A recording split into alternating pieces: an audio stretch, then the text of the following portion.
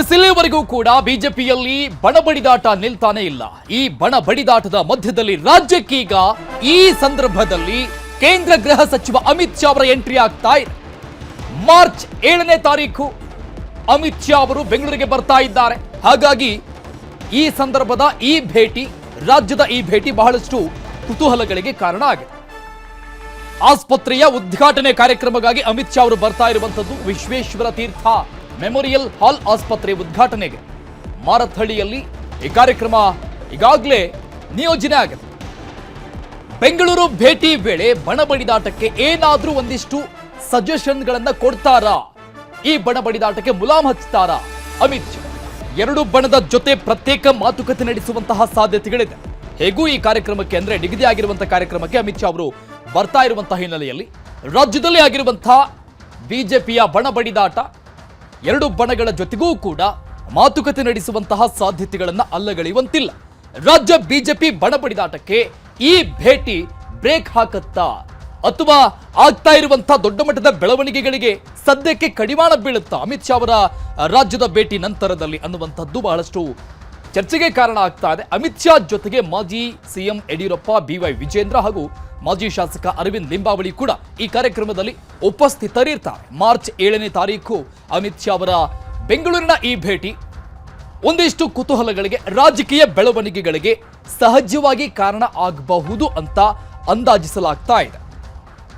ಒಂದು ಕಡೆ ಯತ್ನಾಳ್ ಟೀಮ್, ಮತ್ತೊಂದು ಕಡೆ ಬಿವೈ ವಿಜೇಂದ್ರ, ಎರಡೂ ಭಾಗದಲ್ಲೂ ಕೂಡ ದೊಡ್ಡ ಮಟ್ಟದ ಚರ್ಚೆಗಳು, ಅವರ ದಾಳಗಳು, ಅವರ ಚರ್ಚೆಗಳು, ಅವರ ಸ್ಟ್ರಾಟಜಿಗಳು ಅವರವರ ಭಾಗದಲ್ಲಿ ನಡೀತಾ ಇರೋ ಹಿನ್ನೆಲೆಯಲ್ಲಿ ಇದು ಕೇಂದ್ರಕ್ಕೂ ಕೂಡ ನುಂಗಲಾರದ ಬಿಸಿ ತುಪ್ಪ ಆಗ್ಬಿಟ್ಟಿದೆ. ಹಾಗಾಗಿ ಅಮಿತ್ ಶಾ ಅವರ ಈ ಎಂಟ್ರಿ ಏನಿದೆ, ಈ ಸಂದರ್ಭದ ಎಂಟ್ರಿ ಮಾರ್ಚ್ 7ನೇ ತಾರೀಕು ಬರ್ತಾ ಇರುವಂತಹ ಹಿನ್ನೆಲೆಯಲ್ಲಿ ಏನೆಲ್ಲ ಬೆಳವಣಿಗೆಗಳು ಆಗಬಹುದು, ಪ್ರತ್ಯೇಕವಾಗಿ ಅಂದ್ರೆ ಕೇವಲ BSY ಅಥವಾ ವಿಜೇಂದ್ರ ಅವರ ಜೊತೆಗೆ ಅಷ್ಟೇ ಮಾತುಕತೆಯಲ್ಲ, ಆ ಬಣದ ಕೂಡ ಮಾತುಕತೆ ನಡೆಸುವಂತಹ ಸಾಧ್ಯತೆಗಳಿದೆ.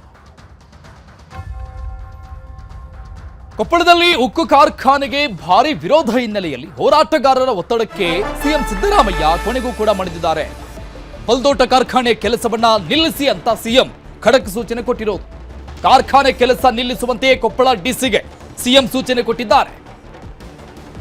ಕಳೆದ ಕೆಲವೊಂದಿಷ್ಟು ದಿನಗಳಿಂದ ಇಲ್ಲಿ ಈ ಕಾರ್ಖಾನೆ ಬೇಡ, ರೈತರಿಗೆ ತೊಂದರೆಯಾಗುತ್ತೆ ಅಂತ ದೊಡ್ಡ ಮಟ್ಟದ ಹೋರಾಟಗಳು ನಡೀತಾನೆ ಇತ್ತು.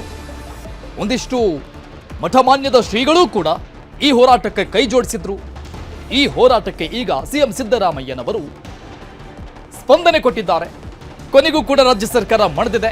ಕಾರ್ಖಾನೆಯ ಕೆಲಸ ಏನಾಗ್ತಾ ಇದೆ, ಕಾಮಗಾರಿ, ಅದೆಲ್ಲವನ್ನು ಕೂಡ ನಿಲ್ಲಿಸಬೇಕಂತ ಹೇಳಿದ್ದಾರೆ. 2 ದಿನಗಳ ಹಿಂದೆ ಅಲ್ಲಿ ಭೂಮಿ ಪೂಜೆ ಆಗಿತ್ತು. ದೊಡ್ಡ ಮಟ್ಟದ ಶಾಮಿಯಾನ ಹಾಕಿ ಭೂಮಿ ಪೂಜೆ ಕೂಡ ನಡೆಸಿದ್ರು. ಕಾರ್ಖಾನೆ ಕೆಲಸ ಕಾಮಗಾರಿ ಯಥಾ ಪ್ರಕಾರವಾಗಿ ನಡೆದಿತ್ತು. ಭೂಮಿ ಪೂಜೆಯ ನಂತರದಲ್ಲಿ ಈಗ ಅದಕ್ಕೆ ಕೊಕ್ಕೆ ಹಾಕಲಾಗಿದೆ.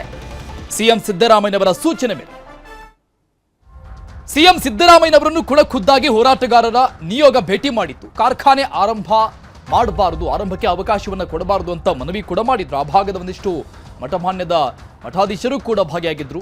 ದೊಡ್ಡ ಮಟ್ಟದ ಹೋರಾಟ ಕೂಡ ನಿರಂತರವಾಗಿ ನಡೀತಾ ಇತ್ತು. ಈಗ ಹೋರಾಟಗಾರರಿಗೆ ಜಯ ಸಿಕ್ಕಾಗಿದೆ. ಹೋರಾಟಗಾರರ ಮನವಿಗೆ ಸ್ಪಂದಿಸಿದಂತ ಸಿಎಂ ಕಾರ್ಖಾನೆಯ ಕಾಮಗಾರಿಯನ್ನು ನಿಲ್ಲಿಸಿ ಅಂತ ಸೂಚನೆ ಕೊಟ್ಟಿದ್ದಾರೆ.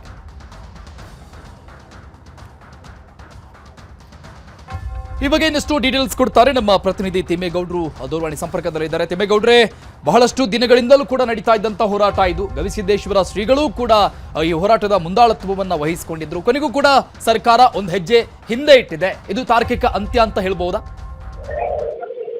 ಒಂದಂತಕ್ಕೆ ಇದೊಂದು ರೀತಿ ತಾರ್ಕಿಕ ಅಂತ್ಯ ಅಂದ್ರೆ ತಪ್ಪಾಗ್ಲಿಕ್ಕಿಲ್ಲ ಅರುಣ್. ಯಾಕಂತ ಹೇಳಿದ್ರೆ ಕೊಪ್ಪಳದ ಬುಲ್ಡೋಟ ಕಾರ್ಖಾನೆ ವಿವಾದ ಇದು ಒಂದ್ ರೀತಿ ಇಡೀ ಜಿಲ್ಲೆಯ ಜನಪ್ರತಿನಿಧಿಗಳು, ಇಡೀ ಜಿಲ್ಲೆಯ ಸಂಘ ಸಂಸ್ಥೆಗಳು, ಮಠಾಧೀಶರು ಎಲ್ಲರೂ ಕೂಡ ವಿರೋಧ ಮಾಡಿರ್ತಕ್ಕಂಥದ್ದು. ಸಾಮೂಹಿಕವಾಗಿ ವಿರೋಧ ವ್ಯಕ್ತವಾದಂತ ಹಿನ್ನೆಲೆಯಲ್ಲಿ ಇವತ್ತು ಪಕ್ಷ ಭೇದವನ್ನ ಮರೆತು ಇವತ್ತು ಪಕ್ಷಾತೀತವಾಗಿ ಜಿಲ್ಲೆಯ ಎಲ್ಲಾ ಶಾಸಕರು ಮುಖ್ಯಮಂತ್ರಿ ಸಿದ್ದರಾಮಯ್ಯನವರನ್ನ ಭೇಟಿ ಮಾಡಿದ್ರು. ಜಿಲ್ಲಾ ಉಸ್ತುವಾರಿ ಸಚಿವರಾದಂತಹ ಶಿವರಾಜ್ ತಂಗಡಿ ಅವರ ನೇತೃತ್ವದಲ್ಲಿ ಭೇಟಿ ಮಾಡಿದಂತ ಜಿಲ್ಲೆಯ ಜನಪ್ರತಿನಿಧಿಗಳು, ಹೋರಾಟಗಾರರು, ಮಠಾಧೀಶರ ನಿಯೋಗ ಸಿಎಂ ಸಿದ್ದರಾಮಯ್ಯನವರ ಮೇಲೆ ಸಾಕಷ್ಟು ಒತ್ತಡವನ್ನ ಇತ್ತು. ಈ ಸಂದರ್ಭದಲ್ಲಿ ಹೋರಾಟಗಾರರ ಒತ್ತಡಕ್ಕೆ ಮಾಡಿದಂತ ಸಿಎಂ ಸಿದ್ದರಾಮಯ್ಯನವರು ಕೂಡಲೇ ಕೊಪ್ಪಳ ಜಿಲ್ಲಾಧಿಕಾರಿಗಳಿಗೆ ಫೋನ್ ತಗೊಳ್ಳಿ ಎಂದ್ರು. ಫೋನ್ ತಗೊಂಡು ಇಮಿಡಿಯೇಟ್ ಆ ಒಂದು ಕಾರ್ಖಾನೆ ನಿರ್ಮಾಣಕ್ಕೆ ಸಂಬಂಧಪಟ್ಟಂತ ಎಲ್ಲಾ ಕೆಲಸ ಕಾರ್ಯಗಳನ್ನ ಇಮಿಡಿಯೇಟ್ ಸ್ಟಾಪ್ ಮಾಡಿ ಅನ್ನುವಂತ ನಿಟ್ಟಿನಲ್ಲಿ ಒಂದು ಸೂಚನೆ ಕೂಡ ಕೊಟ್ಟಿರ್ತಕ್ಕಂಥದ್ದು. ಈ ಮೂಲಕವಾಗಿ ಎಲ್ಲೊಂದ್ ಕಡೆಗೆ ರಾಜ್ಯ ಸರ್ಕಾರ ಹೋರಾಟಗಾರರ ಒಂದು ನಿಯೋಗದ ಒಂದು ಒತ್ತಡಕ್ಕೆ ಮಣಿತು ಅನ್ನುವಂಥದ್ದು ಇಲ್ಲಿ ಸ್ಪಷ್ಟವಾಗಿ ಕಂಡು ಬರ್ತಾ ಇದೆ. ಯಾಕಂತ ಹೇಳಿದ್ರೆ ಇವತ್ತು ಈ ಒಂದು ನಿಯೋಗದಲ್ಲಿ ಹೋರಾಟಗಾರರು ಸೇರಿದಂತೆ ಪಕ್ಷಾತೀತವಾಗಿ ಎಲ್ಲಾ ಶಾಸಕರು ಭಾಗವಹಿಸಿದ್ರು. ನೋಡಿ, ಅಲ್ಲಿರ್ತಕ್ಕಂಥ ಏನು ಬಿಜೆಪಿಯಲ್ಲಿ ಗುರುತಿಸ್ಕೊಂಡಿರ್ತಕ್ಕಂಥ ಜನಾರ್ದನ್ ರೆಡ್ಡಿ, ಮಾಜಿ ಸಚಿವ ಹಾಲಿ ಶಾಸಕ ಜನಾರ್ದನ್ ರೆಡ್ಡಿ ಅವರು ಕೂಡ ಭೇಟಿ ಒಂದು ನಿಯೋಗದಲ್ಲಿದ್ರು. ಸೊ ಹೀಗಾಗಿ ಬಸವರಾಜ ರಾಯರೆಡ್ಡಿ, ಮತ್ತೊಂದು ಕಡೆಗೆ ರಾಘವೇಂದ್ರ ಹಿಟ್ನಾಳ್, ಕಾಂಗ್ರೆಸ್, ಬಿಜೆಪಿ, ಜೆಡಿಎಸ್ ಎಲ್ಲಾ ಪ್ರಮುಖರು ಅಲ್ಲಿದ್ದಂತ ಸಂದರ್ಭದಲ್ಲಿ ಇದು ಹೋರಾಟ ಮತ್ತಷ್ಟು ತೀವ್ರಗೊಳ್ಬಹುದು ಅನ್ನುವಂತ ಒಂದು ಮುನ್ನೆಚ್ಚರಿಕೆಯನ್ನ ಅರ್ಥಂತ, ಸುಳಿವನ್ನ ಅರ್ಥಂತ ಸಿದ್ದರಾಮಯ್ಯನವರು ಈ ಮೂಲಕವಾಗಿ ಒಂದು ಎಚ್ಚರಿಕೆ ಹೆಜ್ಜೆಯನ್ನ ಇಟ್ರ ಅನ್ನುವಂಥದ್ದು ಇಲ್ಲಿ ಸ್ಪಷ್ಟ ಕಂಡು ಬರ್ತಾ ಇದೆ. ಅರುಣ್, ಥ್ಯಾಂಕ್ ಯು ತಿಮ್ಮೇಗೌಡ್ರೆ. ಈ ವಿಚಾರಕ್ಕೆ ಸಂಬಂಧಪಟ್ಟಂಗೆ ಹೋರಾಟಗಾರರು ಚಂದ್ರಶೇಖರ್ ಮಾತನಾಡಿದ್ದಾರೆ ನೋಡಿ.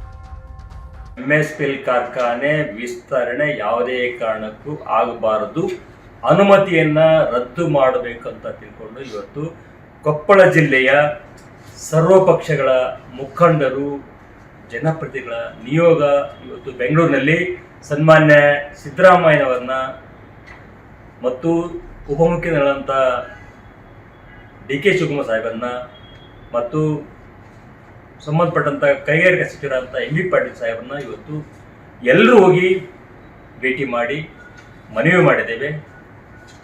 ಈ ಕಾರ್ಖಾನೆಯಿಂದ ಕೊಪ್ಪಳದ ನಗರದಕ್ಕೆ, ಜನತೆಗೆ ಆಗ್ತಕ್ಕಂಥ ತೊಂದರೆಗಳು, ಆರೋಗ್ಯದ ಮೇಲೆ ಬೀರ್ತಕ್ಕಂಥ ದುಷ್ಪರಿಣಾಮಗಳು, ಸಾಕಷ್ಟು ವಿಚಾರಗಳನ್ನು ಸನ್ಮಾನ್ಯರ ಗಮನಕ್ಕೆ ಇವತ್ತು ತಂದಿದ್ದೇವೆ.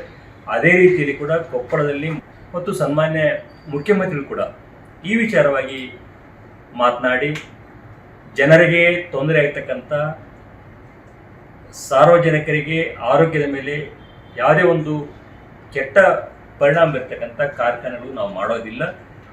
ಹೀಗಾಗಿ ನಾವು ಸನ್ಮಾನ್ಯ ಗವಿಸಿದ್ದೇಶ್ವರ ಮಹಾಸ್ವಾಮಿ ಕೂಡ ನಮಗೆ ಫೋನಲ್ಲಿ ಮಾತನಾಡಿದ್ದಾರೆ. ಈ ವಿಚಾರವಾಗಿ ನಾವು ಸೂಕ್ತ ಕ್ರಮ ತೆಗೆದುಕೊಳ್ತಂತ ನಮ್ಮೆಲ್ಲರಿಗೂ ಭರವಸೆ ಕೊಟ್ಟಿದ್ದಾರೆ. ಜೊತೆಯಲ್ಲಿ